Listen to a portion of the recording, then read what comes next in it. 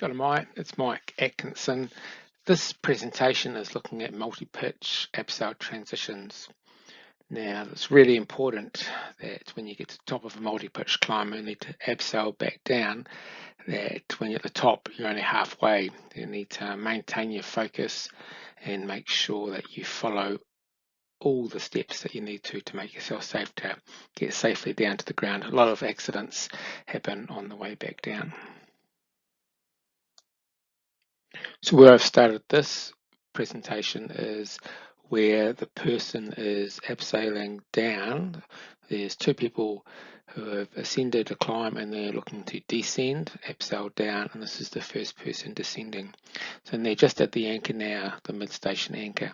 So the first thing they do is tie an overhand on a bight below their French prusik, which is below, in this example, is below their ATC. So tie a big overhand on a bight below the French prusik. By tying an overhand on a bight below the French prusik, just enables the first person down to take their hands off, so both hands free off the rope, and when they get to the anchor station, their mid-station anchor, they just need to recreate the anchor setup using the sling with two focal points, just the same setup as you would if you were coming up. And once you've created that anchor sling, then you can clip your cow's tail into one of the focal points and then lower your weight off the rope onto the cow's tail, and you have to take the figure eight or the overhand on a bight off when you do this. Once your weight is fully onto the cow's tail, which is onto the anchor, then you can take your abseil device and your French prusik off the rope.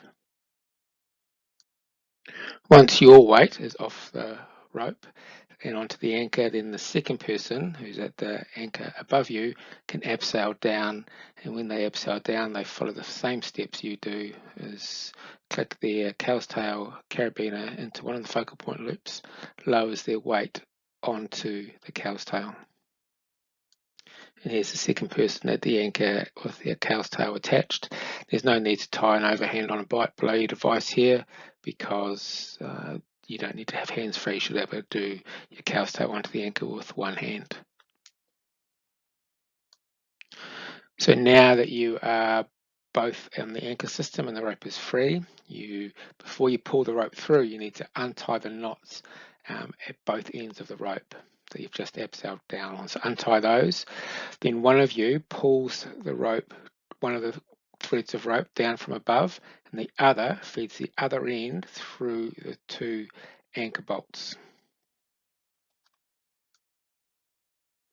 Once the end of the rope is through the anchor bolts, you tie a knot at the end of the rope.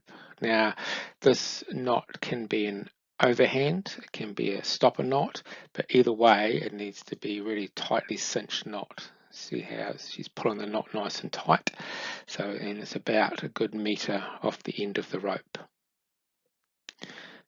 And then you feed this end down until you get to the halfway mark in the rope. So they've pulled the rope through to the halfway marker here, and there will be making sure that the other end of the rope has a knot in it as well. So both ends of the rope have knots in it. Very important. Abseiling off the end of the rope is a common mistake in abseiling.